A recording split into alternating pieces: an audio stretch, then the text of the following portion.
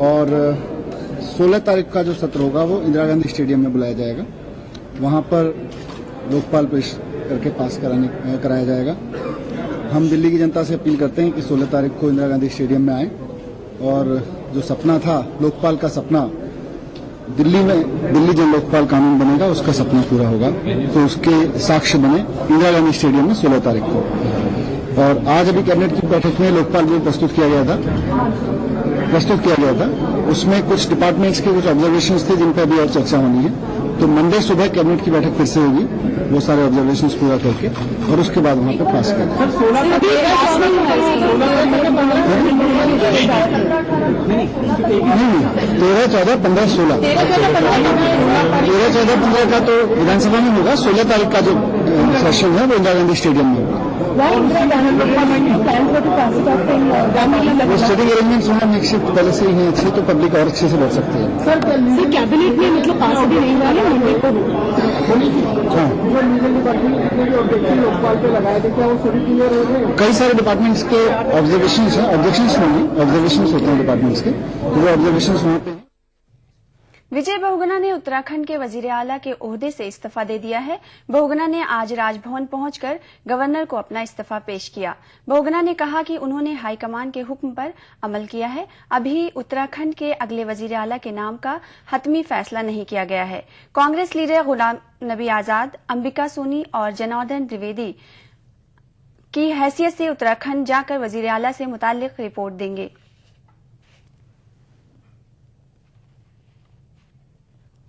Command के निर्देशानुसार मैंने राज्यपाल महोदय को अपना त्यागपत्र दे दिया है।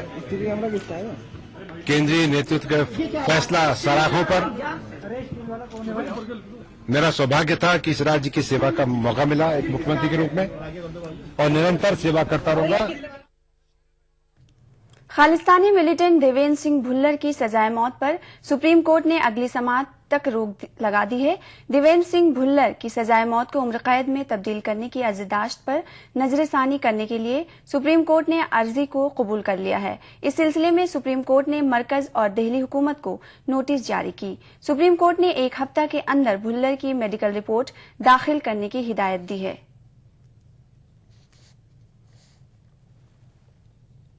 आज नवनीत कौर देवेंद्र पाल सिंह भुल्लर की जो पत्नी है उसकी क्यूरेटिव पिटीशन 4 जजेस के बेंच के सामने आई। चीफ जस्टिस साहब बेंच में प्रिजाइड कर रहे थे और क्यूरेटिव पिटीशन पे नोटिस इशू किया गया है दिल्ली सरकार को और केंद्रीय सरकार को, और एडिशनल सॉलिसिटर जनरल ने उसका नोटिस लिया है। 17 तारीख को या 19 तारीख को ये केस अब फिक्स्ड है। तब तक के लिए देवेंद्र पाल सिंह भुल्लर की एग्जीक्यूशन। दिल्ली स्कूल्स के नर्सरी में दाखिलों के मामले में सुप्रीम कोर्ट ने दिल्ली हाई कोर्ट के फैसले पर हुक्म इल्तवा आयद करने से इनकार कर दिया है। ताहम सुप्रीम कोर्ट ने दिल्ली हाई कोर्ट को हिदायत दी है कि वो नर्सरी में दाखिलों से मुताल्लिक दाखिल करदा अर्जदाश्तों पर समाअत के वक्त स्कूल्स और बच्चों के मफाद का ख्याल रखे। कांग्रेस के अहम हलीफ एनसीपी के सरबराह शरद पवार ने नरेंद्र मोदी से खुफिया मुलाकात की खबर को बेबुनियाद करार दिया है। शरद पवार का कहना है कि इस तरह की खबरें शरारती बुनियादों पर मबनी हैं। शरद पवार ने कहा कि इस खबर का सच्चाई से कोई लेना देना नहीं है। वाज़ेह रहे कि एक अखबार के मुताबिक शरद पवार ने बीजेपी की जानिब से वजीर आजम के उम्मीदवार नरेंद्र मोदी से मुलाकात की थी और लोकसभा चुनाव के बाद उन्हें हिमायत देने का भरोसा दिलाया था। शरद पवार ने ट्वीट करके इस खबर की तरदीद की है। शरद पवार ने कहा है कि मैं 1 साल से नरेंद्र मोदी से मुलाकात नहीं की। पवार के ताल्लुक से इस खबर को मजीद तक़रियत इसलिए भी मिली कि हाल ही में एनसीपी लीडर प्रफुल्ल पटेल ने मोदी के तई नर्म रुख का मुजाहरा किया था। शरद पवार के जरिए नरेंद्र मोदी से मुलाकात की खबर की एनसीपी लीडर डीपी त्रिपाठी ने तरदीद की है। उन्होंने कहा है कि पवार इस दिन दिल्ली में मौजूद ही नहीं थे जिस दिन मुलाकात की बात की जा रही है, जबकि बीजेपी का कहना है कि वो इससे यूपीए का इख्तिलाफ साफ झलक रहा है।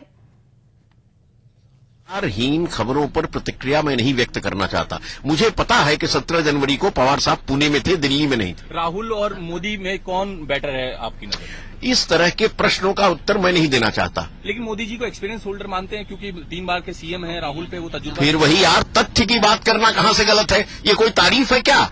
मोदी मुख्यमंत्री है कि नहीं है? खंडन कर दिया है तो ये मामला यहीं पे क्लोज होता है। न तो इसमें किसी तरह की टिप्पणी की आवश्यकता है, न किसी तरह से इस समाचार को बहुत आगे खींचने की आवश्यकता है। ये बात सही है कि कांग्रेस के कुशासन के खिलाफ एक क्रांति का माहौल देश भर में है, और इस कांग्रेस के कुशासन के क्रूज में कितने दिन तक लोग बैठ करके चलेंगे और कितने दिन किस बीच में उतरेंगे, ये तो आने वाला वक्त बताएगा। लेकिन जहां तक इस पर्टिकुलर सवाल मुलाकात की बात का है, जब उन्होंने स्पष्ट कर दिया कि इस बारे में कोई मुलाकात नहीं हुई, तो ये मामला यहीं पर क्लोज समझा जाना चाहिए। खबरनामे में फिलहाल वक्त है एक छोटे से ब्रेक का। अपनाइए मिला स्किन क्रीम। इसको सिर्फ रात में इस्तेमाल करने से आपको मिले फेस प्रॉब्लम से आजादी। अब फेस प्रॉब्लम को कहिए बाय बाय। एली फार्मास्यूटिकल्स द्वारा। वहाँ लोग कंप्लेन नहीं करते, यार ये लंबी लंबी लाइन, क्योंकि उन्होंने वहाँ हर लाइन को कर दिया ऑनलाइन। वहाँ कड़ी गर्मी में बंद पंखे के नीचे वक्त नहीं काटना पड़ता, क्योंकि उन्होंने वहाँ काट डाला पावर कट कोई। वहाँ औरतें मीलों चलकर नहीं जाती पानी के लिए, क्योंकि अब वहाँ पानी खुद चलकर आता है घर आंगन में। वहाँ अब लोग नहीं झुकाते गरीबी के बोझ से कमर, क्योंकि उन्होंने वहाँ झुका दिया है गरीबी कोई। अरे भाई इतना सब कुछ, पर कहां? और कहां? गुजरात में। भाई ऐसा तो क्या है गुजरात में?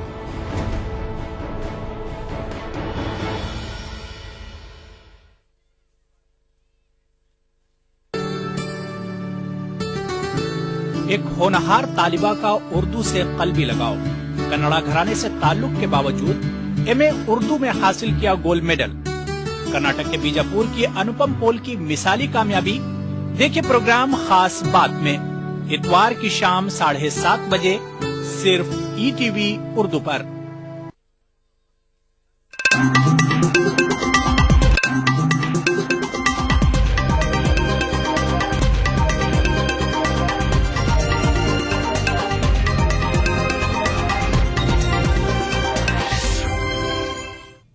खबरनामे में आपका खैर मकदम है। बढ़ते हैं खबरों की तरफ। मुंबई पुलिस कमिश्नर सत्यपाल सिंह ने अपने ओहदे से इस्तीफा दे दिया है। सत्यपाल सिंह ने अपना इस्तीफा महाराष्ट्र हुकूमत को रवाना कर दिया है। सत्यपाल सिंह ने सियासी मैदान में आने की खातिर ओहदे से मुस्तफा होने का फैसला किया है।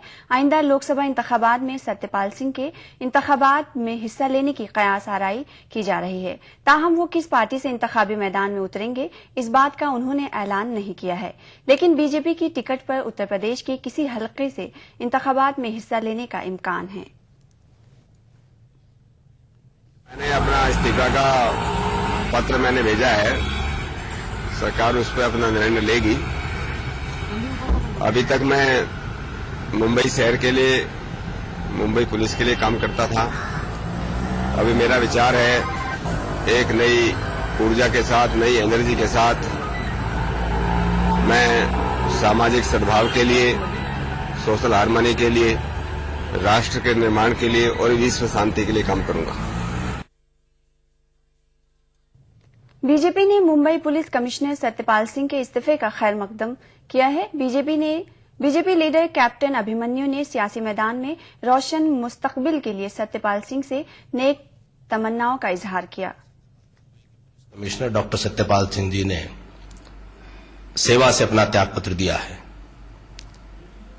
इसमें कोई संदेह नहीं है कि डॉक्टर सत्यपाल सिंह एक ईमानदार पुलिस अधिकारी रहे और एक स्वच्छ छवि के मालिक हैं, और सेवा के दौरान और समाज में भी उनका योगदान रहा है। तो हम उनको अपनी सेवा काल के बाद रिटायरमेंट के लिए शुभकामनाएं देते हैं और अपेक्षा करते हैं कि समाज सेवा में वह अपना जीवन लगा करके देश और समाज के लिए काम करेंगे। उधर आम आदमी पार्टी ने भी मुंबई पुलिस कमिश्नर सत्यपाल सिंह के इस्तीफे का खैर मकदम किया है। आम आदमी पार्टी के कौमी सेक्रेटरी पंकज गुप्ता ने कहा कि सत्यपाल सिंह अगर आम आदमी पार्टी में शामिल होते हैं तो पार्टी में उनका खैर मकदम है। इसकी जानकारी नहीं है कि उन्होंने क्या कहा है, लेकिन जरूर अगर आप जानते हैं कि हमने तो देश के हर अच्छे व्यक्ति को आमंत्रण दिया है कि आए वो और हमारे साथ जुड़ें। अगर सत्यपाल जी जुड़ना चाहते हैं और हमें लगता है कि वो उनकी और हमारी विचारधारा एक जैसी है। बीजेपी लीडर विजय गोयल ने बिजली मामले पर हुकूमत को व्हाइट पेपर जारी की मांग की है। गोयल ने मजीद कहा है कि बिजली कंपनी ने लूट मचा रखी है। धमकी दें, ये बात ठीक नहीं है। बिजली कंपनियों ने पहले भी बहुत लूट मचा रखी थी। बिजली कंपनियां डीआरसी और सरकार को साथ बैठकर ये तय करना चाहिए कि गलती कहां पर है जी, और कम से कम ये जरूर सुनिश्चित करना चाहिए कि जब तक ऑडिट ना हो जाए या जब तक फाइनल कोई बातचीत ना हो जाए, तब तक दिल्ली में जो आम जनता है उसको किसी तरह की मुसीबतों को झेलना नहीं पड़ेगा। ये बहुत जरूरी है और ये सरकार को सुनिश्चित करना पड़ेगा जी। सरकार केवल ये कहकर नहीं बैठ सकती कि बिजली कंपनियों ने बिजली काट दी है जाके जी। आपको ये भी देखना पड़ेगा कि क्या कारण है उनके, और उनका जो पिछला एरियर आपने देना था वो देना है या नहीं देना है, इसके ऊपर व्हाइट पेपर सरकार को जेडीयू लीडर शुएब इकबाल ने दिल्ली में बिजली कंपनियों के जरिए सप्लाई में कमी करने को धमकी से ताबीर किया है। उन्होंने मीडिया से बात करते हुए मजीद कहा कि बिजली के मसले पर दिल्ली सरकार और कंपनियों के दरमियान आर पार की लड़ाई लड़नी होगी।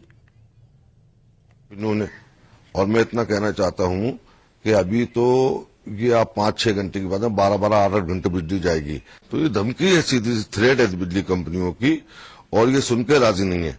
और अब तो देखिए, ये दिल्ली गवर्नमेंट का फर्ज है। अब जनता ये नहीं जानती कि आप क्या करने जा रहे हैं। जनता तो ये जानती है हमको बिजली दीजिए, पानी दीजिए और पूरा टाइम दीजिए।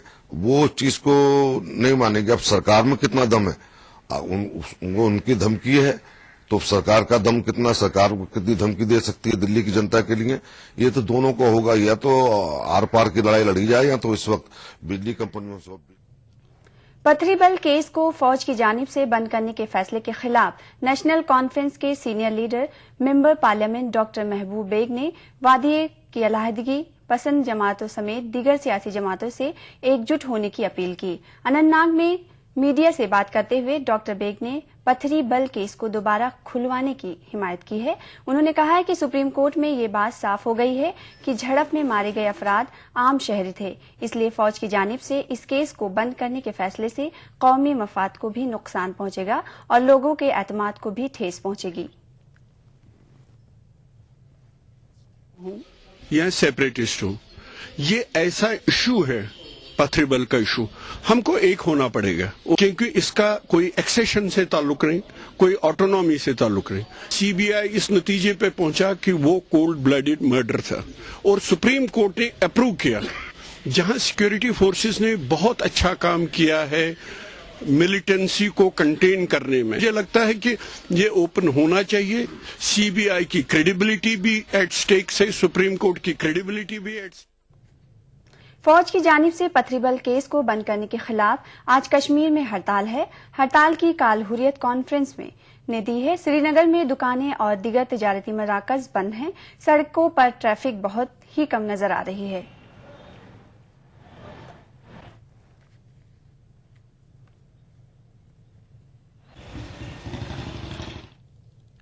सरकारी मुलाजमीन की मुश्तरका तंजीम जेसीसी ने धमकी दी है कि अगर हुकूमत ने उनकी मांगों के तय अपना रवैया नहीं बदला तो वो अपनी एजिटेशन में मजीद तेजी लाएंगे। श्रीनगर में आज जेसीसी के कुछ लीडरों ने मीडिया से बातचीत के दौरान मुतालबा किया कि हुकूमत कल जम्मू में गिरफ्तार किए गए जेसीसी लीडरों को फौरी तौर रिहा करे। उन्होंने मुलाजमीन पर मुबैना पुलिस कार्रवाई की मजम्मत की।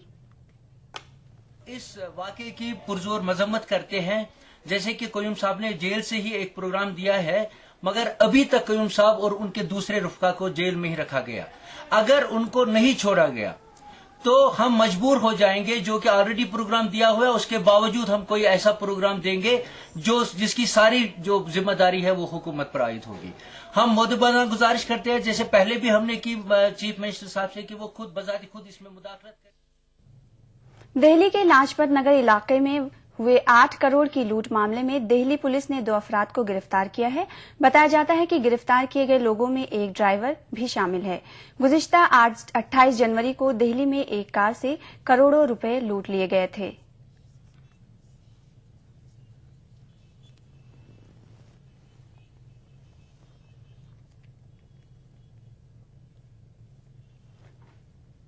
शुमाली हिंद में घने कोहरे के बाद आम जिंदगी दरहम बरहम होकर रह गई है। खराब मौसम का असर से आमदोरफ्त भी असर पड़ा। लोगों का घरों से निकलना मुश्किल हो गया है। काबिले गौर है कि दिल्ली समेत शुमाली हिंदुस्तान के मुख्तलिफ इलाकों एक मरतबा फिर सर्दी में शिद्दत आ गई है और 1-2 दिनों के दौरान कुछ इलाकों में बारिश होने का भी इम्कान है।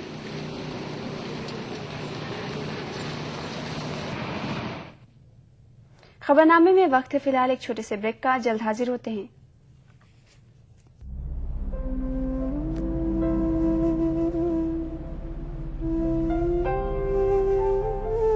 अकेले तो ये देश बना नहीं, हमने एक दूसरे का साथ दिया, तभी तो बना ये भारत। सड़कें हमने बनाई, पर मुसाफिरों को खाना तो सबने मिलकर ही खिलाया। तमाम अस्पताल हमने बनाए, पर लोगों को जिंदगी तो सबने मिलकर ही दी। पोलियो अभियान हमने चलाया, पर सारी मुश्किलों के बावजूद अपने बच्चों को बूथ तक तो पहुंचाया सबने मिलकर ही। मेट्रो का ताना बाना हमने बुना, पर उसे घर जैसा सजाया संवारा तो सबने मिलकर ही। लाखों स्कूल हमने खोले, पर बच्चों को मौका तो सबने मिलकर ही दिया। खाद्यान्न सुरक्षा कानून हमने लागू किया, पर उस अनाज से फौलाद बनाने का सिलसिला तो सबने मिलकर ही जारी रखा। मोबाइल नेटवर्क से देश को बांधा हमने, पर देश की सीमा पर अपनों को हौसला तो सबने मिलकर ही दिया। कुछ यूं ही हमने मिलकर बढ़ाया देश को तरक्की की राह पर। तो क्यों न कहें, हम सब ने मिलकर बनाया ये भारत। भारत निर्माण का यही प्रमाण, जन जन को छुआ, जनजीवन बदला। इक्वल अपॉर्चुनिटी कमीशन की बात हो रही है, हुकूमत ने क्यों नहीं बनाया अभी तक? सबसे पहले लोग समझना चाहते हैं कि ये है क्या असल में। लोग अपनी शिकायत लेकर करके जाएं कि भाई हमारे साथ ये जाती हुई है, हम आइन के खिलाफ वर्जी है, मामला ये हमारे साथ, तो उसकी देखभाल करके उसको इन्वेस्टिगेट करके उसके ऊपर एक्शन लेना और जो उसका जिम्मेदार हो उसके खिलाफ सजा देना उसको, ये काम इक्वल अपॉर्चुनिटी कमीशन का है। इक्वल अपॉर्चुनिटी कमीशन जो है वो बनना चाहिए, उसकी तश्कील होनी चाहिए। आपको लगता है कि वाकई ही इसकी जरूरत है? इतने सारे कमीशन हैं, minority commission, OBCs, SC, ST, सफाई कर्मचारी, ये कमीशन वो कमीशन। तो अगर इक्वल अपॉर्चुनिटीज कमीशन बन जाएगा तो इन कमीशन का क्या स्टेटस होगा? सियासी लोग हैं, वो इच्छा शक्ति, विल पावर जो है वो नहीं दिखाते। दिक्कत यह है कि हमारे मुल्क का सियासी स्ट्रक्चर जो है वो वफाकी है, फेडरल है, और उसमें जब तक तमाम रियासतें उसमें एग्री ना करें, अपने अपने उनकी राय न ली जाए, तो इन तमाम चीजों में बहुत सारा वक्त लग जाता है। यकसा मौक़े कमीशन के उन्वान पर देखिए प्रोग्राम हमारे मसाइल, जुमे की रात 8 बजे और इतवार दोपहर 2:30 बजे, सिर्फ ETV उर्दू पर।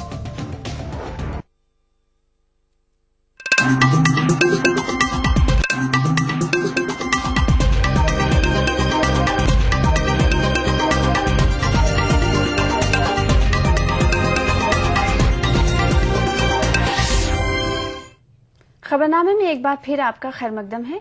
हैदराबाद में पैदा हुए हिंदुस्तानी निजात सत्य नाडेला को स्टीव बाल्मेर की जगह माइक्रोसॉफ्ट का नया CEO बनाने जाने का इम्कान है। फिलहाल 44 साला सत्य Nadella Microsoft cloud computing division के हेड हैं। जरा के मुताबिक माइक्रोसॉफ्ट के चेयरमैन व को फाउंडर बिल गेट्स के ओहदे में भी तब्दीली की जा सकती है। सत्या नाडेला माइक्रोसॉफ्ट CEO ओहदे के लिए सबसे पसंदीदा उम्मीदवार करार दिए जा रहे हैं। आइंदा हफ्ते इस सिलसिले में कंपनी की जानिब से बाज़ाब्ता ऐलान मुतवक्के है। वाज़ेह रहे कि माइक्रोसॉफ्ट के मौजूद CEO स्टीव बाल्मर ने पिछले साल अगस्त के महीने में बहुत जल्द ओहदे से सुबकदोश हो जाने का इरादा जाहिर किया था।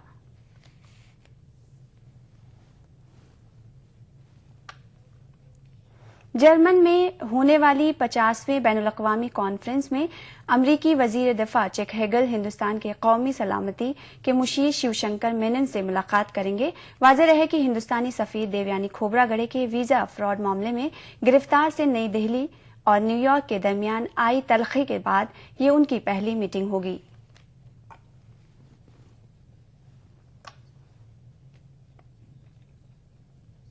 शाम में कीमियाई हथियारों को तल्फ करने के सिलसिले में अमेरिका शाम पर बरहम है। अमेरिका वजीर दिफा चक हेगल ने पोलैंड के वारसा में एक प्रेस कॉन्फ्रेंस के दौरान शामी हुकूमत को आड़े हाथों लिया। अमेरिकी वजीर दिफा ने कहा, शाम को कीमियाई हथियारों के तल्फी के ताल्लुक से अपना किया गया वादा पूरा करना चाहिए। हथियारों को तल्फ करने के सिलसिले में अमेरिका शाम पर बरहम है। अमेरिकी वजीर दिफा चेक हेगल ने पोलैंड के वारसा में एक प्रेस कॉन्फ्रेंस के दौरान शामी हुकूमत को आड़े हाथों लिया। अमेरिकी वजीर दिफा ने कहा कि शाम को कीमियाई हथियारों की तल्फी के ताल्लुक से अपना किया गया वादा पूरा करना चाहिए।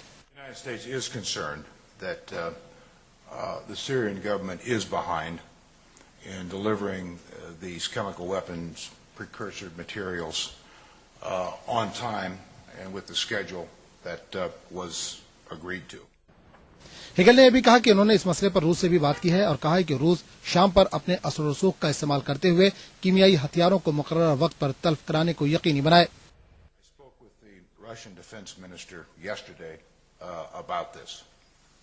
Rozmawiałem o tym wczoraj z rosyjskim ministrem obrony.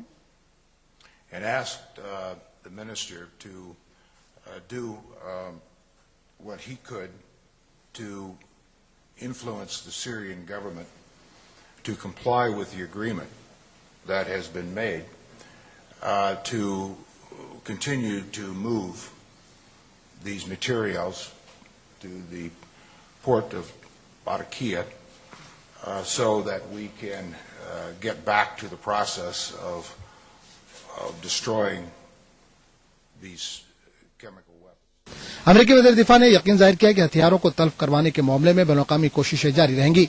अमेरिकी वज़ीर दिफा का बयान जुमेरात को हेग में तंजीम बराए कीमियाई हथियारों के अदम फैलाव OPCW में सामने आया। उन्होंने कहा कि शाम ने अभी तक सिर्फ 4% ही कीमियाई हथियारों को तल्फ कराया है। Bureau report, ETV news. New Zealand के साथ खेले गए 5वें आखिरी वनडे मैच में भी टीम इंडिया को शिकस्त का सामना करना पड़ा।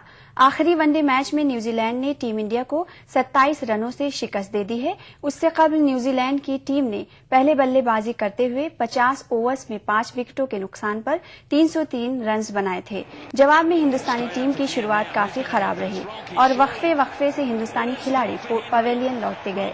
इस तरह हिंदुस्तान की पूरी टीम 49.4 ओवर्स में 216 रनों पर ऑल आउट हो गई। वाज़ेह रहे कि सीरीज के 5 मैचों के वनडे सीरीज में टीम इंडिया ने एक भी मैच भी नहीं जीता था। न्यूजीलैंड ने 4-0 सीरीज पर कब्जा किया क्योंकि एक मैच टाई रहा था।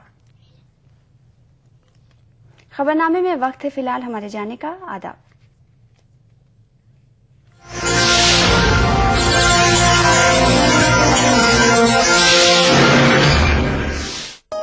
इस प्रोग्राम को पेश करने में ताउन किया हमदर्द जिग्रीन और अपने लीवर को बनाइए स्ट्रॉन्ग।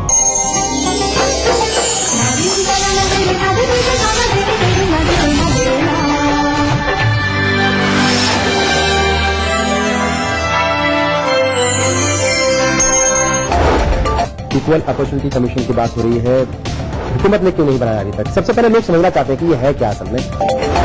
लोग अपनी शिकायत ले करके जाएं कि भाई हमारे साथ ये जाती हुई है, हम आइन के खिलाफ वर्जी है, मामला ये हमारे साथ, तो उसकी देखभाल करके उसको इन्वेस्टिगेट करके उसके ऊपर एक्शन लेना और जो उसका जिम्मेदार हो उसके खिलाफ सजा देना उसको, ये काम इक्वल अपॉर्चुनिटी कमीशन का है। इक्वल अपॉर्चुनिटी कमीशन जो है वो बनना चाहिए, उसकी तश्कील होनी चाहिए। आपको लगता है कि वाकई ही इसकी जरूरत है?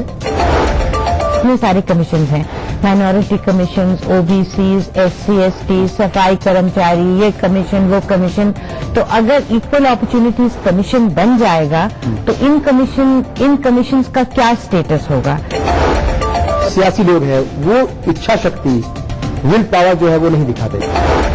दिक्कत यह है कि हमारे मुल्क का सियासी स्ट्रक्चर जो है वो वफाकी है, फेडरल है और उसमें जब तक तमाम रियासतें उसमें एग्री न करें, अपने अपने उनकी राय न ली जाए, तो इन तमाम चीजों में बहुत सारा वक्त लग जाता है।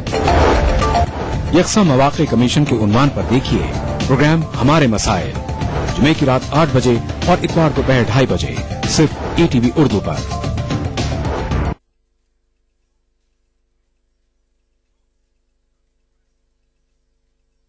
उर्दू पर अगला प्रोग्राम।